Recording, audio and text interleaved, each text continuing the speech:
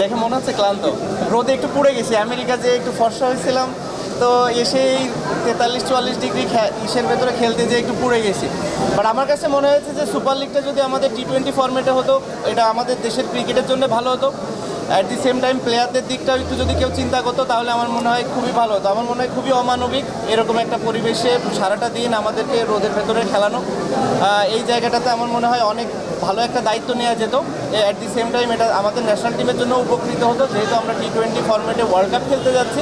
আমার মনে হয় খুব ভালো একটা প্রিপারেশন হতো, অল্প দিনে শেষ হয়ে যেত, সব প্লেয়াররা ম্যাচগুলো খেলতে পারত। যে কোনো কারণেই হোক করেনি, বাট আমার কাছে মনে হয় এই চিন্তাগুলোই আসলে আমাদেরকে আরও সামনের দিকে এগিয়ে নিয়ে যেতে পারে।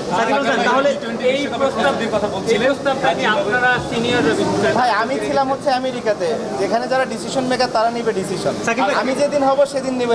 ভাই 2025 ফেব্রুয়ারিতে চ্যাম্পিয়ন্স ট্রফি হবে ওয়ানডে ভার্সনে, জানুয়ারিতে টি20 ভার্সনে বিপিএল, এটা কিভাবে দেখবেন তাহলে?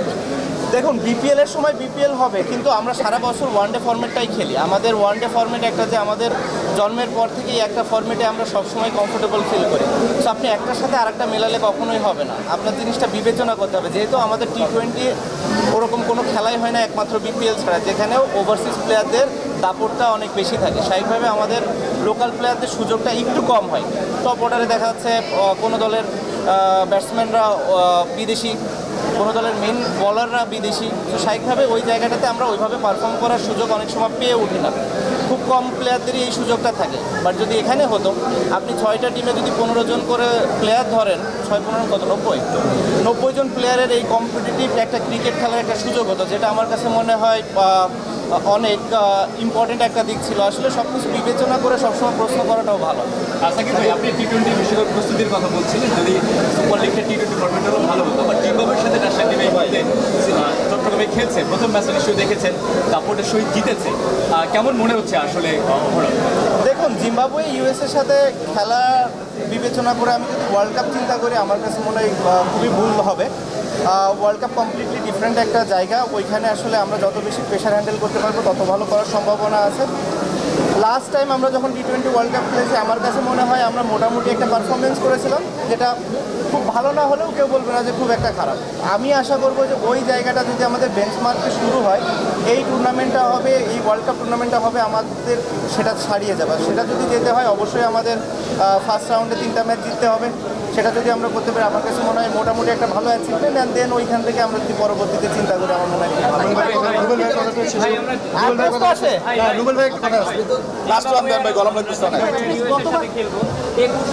কমফোর্ট জোনের থেকে আমরা বিশ্বকাপে খেলতে গিয়েছিলাম নিউজিল্যান্ড এবং অস্ট্রেলিয়াকে ডেকে এনে, আর 22-এ আমরা ভালো করেছি নিউজিল্যান্ড এবং পাকিস্তানের মতো টাফের অপোনেন্টের এগেন্স্টে খেলে। আপনার কাছে কি মনে হয় এই কমফোর্ট জোনটা খুঁজি দেখেই আমরা প্রতিবার দিয়ে আসলে খারাপ? মেবি আসলে ইউএসএর সাথে খেলার আর একটা বড় রিজন হচ্ছে আমাদের সাথে কন্ডিশনের সাথে অ্যাডজাস্ট করা। অ্যাট দি সেম টাইম ওই জায়গাটা সম্পর্কে জানা। ইউএসএতে খুব বেশি প্লেয়ার নাই যে খেলেছে, ফ্লোরিডাতে হয়তো আমরা কয়েকজন প্লেয়ার মাত্র যাদের খেলার এক্সপিরিয়েন্স আছে। স্বাভাবিকভাবে ওই একটা এক্সপিরিয়েন্স, ওই জিনিসটা কাজে লাগবে যে আমরা কন্ডিশনের সাথে ইউজ টু হবো।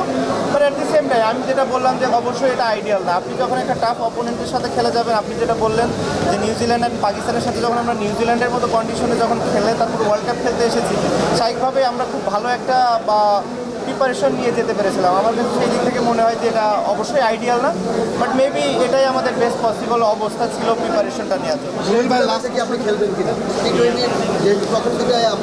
এখন প্রথম 3 ম্যাচে তো সুযোগ পাইনি, পরের 2 ম্যাচে যদি সিলেক্টররা রাখে, তাহলে আমি সেই জন্য প্রিমিয়ার লিগে চেষ্টা করছি ভালো খেলা, যাতে করে তারা আমার দিকে তাকায়। না, আসলে ফাজলামি করছিলাম। আমি জানি না যে তাদের মনে হবে কিনা, বাট আমার সাথে যেটা কথা হয়েছে লাস্ট 2টা ম্যাচ খেলার কথা।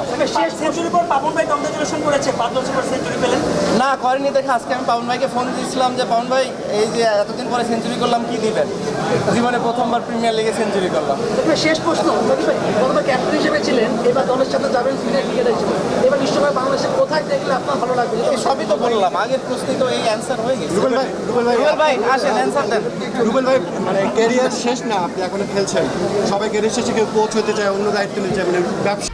1, 2, 3 ঢাকায় জমি জিতে নিন 100% ক্যাশব্যাক সহ 20 কোটি টাকার পুরস্কার। দাদা না আপনি তো বলছিলেন একটু যদি একটু আরো খোলাসা করেন, কারণ ইয়ামার এই ব্র্যান্ডিংটা সবাই পছন্দ করবে, চাইবে, সেটা রুবেল ভাই কেন? আমাদেরকে সাকিব ভাই রিকোয়েস্ট করেছে দেওয়ার জন্য, এই জন্য আমরা দিয়েছি। সাকিব ভাইকে এখানে ফ্রেন্ড উনি আমাদের ব্র্যান্ড অ্যাম্বাসেডার, তো উনি যখন একটা জিনিস রিকমেন্ড করে, not only brand ambassador, is one of the unique Bangladeshi person. যখন রিকোয়েস্ট করে তখন তো কনসিডার করতে হয়, তাই না? অ্যান্ড ওনারও ইয়ামার প্যাশন আছে, উনি বাইকার। উনি বললেন যে ওনার লাইফের ফার্স্ট বাইক এবং ইনকামের ফার্স্ট বাইক দিয়ে উনি ইয়ামাহা কিনেছেন।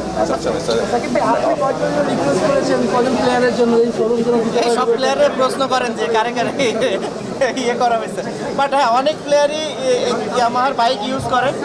আমার কাছে এর সব থেকে বড় রিজনটা মনে হয় আসলে স্টাইল, কমফোর্ট, এলিগেন্স, সব দিক থেকেই।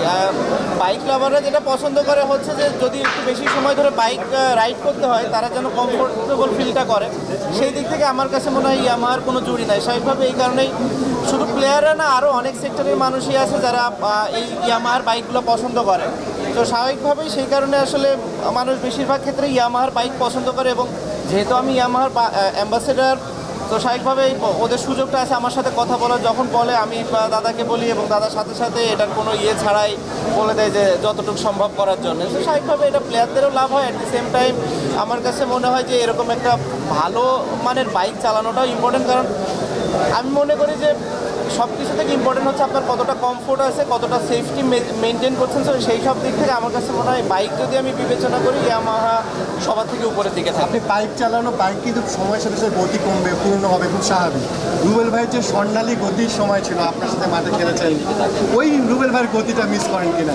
এখন এই যে রুবেল এক্সপ্রেসের মাধ্যমে গতি আবার দ্বিগুণ হয়ে যাবে।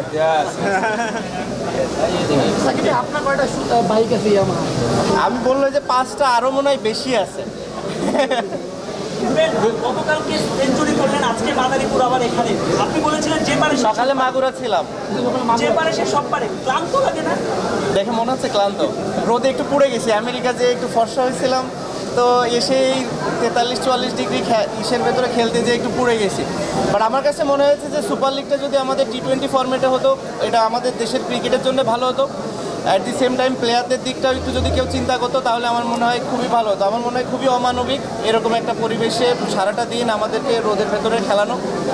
এই জায়গাটাতে আমার মনে হয় অনেক ভালো একটা দায়িত্ব নেওয়া যেত। অ্যাট দি সেম টাইম এটা আমাদের ন্যাশনাল টিমের জন্য উপকৃত হতো, যেহেতু আমরা T20 ফরম্যাটে ওয়ার্ল্ড কাপ খেলতে যাচ্ছি। আমার মনে হয় খুব ভালো একটা প্রিপারেশন হতো, অল্প দিনে শেষ হয়ে যেত, সব প্লেয়াররা ম্যাচগুলো খেলতে পারত।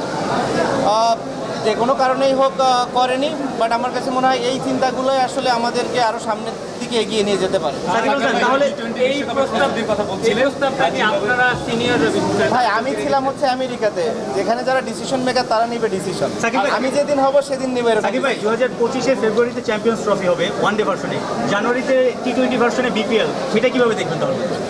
দেখুন, বিপিএলের সময় বিপিএল হবে, কিন্তু আমরা সারা বছর ওয়ানডে ফরম্যাটটাই খেলি। আমাদের ওয়ানডে ফরম্যাট একটা যে আমাদের জন্মের পর থেকেই একটা ফরম্যাটে আমরা সবসময় কমফোর্টেবল ফিল করি। তো আপনি একটার সাথে আরেকটা মেলালে কখনোই হবে না, আপনার জিনিসটা বিবেচনা করতে হবে। যেহেতু আমাদের T20 ওরকম কোনো খেলাই হয় না একমাত্র বিপিএল ছাড়া, যেখানেও ওভারসিজ প্লেয়ারদের দাপটটা অনেক বেশি থাকে। স্বাভাবিকভাবে আমাদের লোকাল প্লেয়ারদের সুযোগটা একটু কম হয়।